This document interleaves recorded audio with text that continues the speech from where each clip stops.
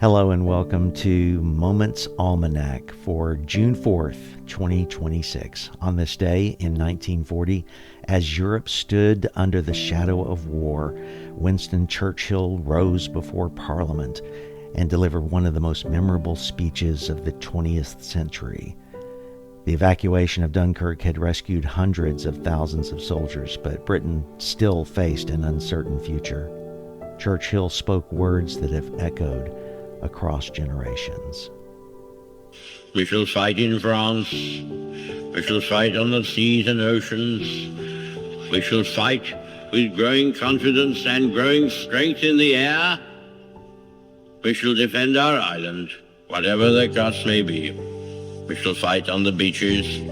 We shall fight on the landing grounds. We shall fight in the fields and in the streets. We shall fight in the hills. We shall never surrender until, in God's good time, the new world, with all its power and might, steps forth to the rescue and the liberation of the old. It was a call to perseverance, a reminder that courage is often nothing more than taking the next faithful step when the road ahead remains unclear. Yet courage is not always found on the battlefield. Sometimes courage is found in quiet homes, like the small village called Bethany. Many parts of the Christian church remember Mary and Martha on this day. Martha of Bethany and Mary of Bethany were sisters and friends of Jesus. Their story appears in Luke chapter 10. Jesus entered their home, and Martha immediately went to work, meals to prepare, guests to care for, details to manage. Mary did something different. She sat at the feet of Jesus and listened. Before long, Mary became frustrated. "Lord, don't you care that my sister has left me to serve alone?"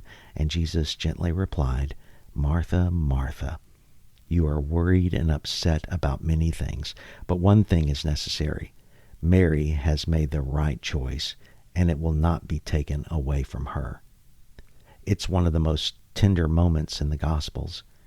Jesus wasn't criticizing service. After all, someone had to prepare the meal.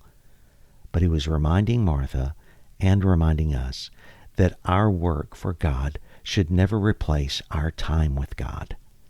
The world constantly tells us to hurry, to produce, to achieve, to answer one more email, check one more notification, to finish one more task.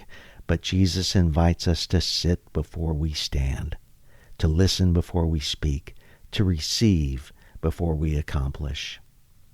Today is the birthday of the beloved British poet Patience Strong, born on June 4th, 1907. Her very name sounds like a lesson in discipleship. Patience, strong. In one of her poems, The Awakening, she wrote, "At the gate that swings between this world and the world above stands the angel of God's mercy with a lamp of love." What a beautiful image. Each morning is a gate, a threshold, a crossing from yesterday into today. Most of us rush through it without noticing. But perhaps the invitation of Martha and Mary is to pause there for a moment, to stand at the gate, to notice the mercy of God already waiting, to see the lamp of his love lighting the path for us. The prophet Jeremiah wrote, "Because of the Lord's faithful love, we do not perish, for his mercies never end. They are new every morning." Not every day brings certainty. Churchill knew that. Not every day brings calm. Martha knew that. But every day brings mercy. Patience Strong knew that. And so today, whether your calendar is crowded or your heart is heavy, may you choose what Jesus called the better part. May you find a few moments to sit quietly in his presence. May you listen before you hurry. May you receive before you strive. May you walk through the gate this day, knowing that the mercy of God has already gone before you. That's today's Moments Almanac. for June 4th, 2026. My name is Matt Tullis, and I hope you'll join me tomorrow. Until then, take care, notice the scattered moments, and share the grace.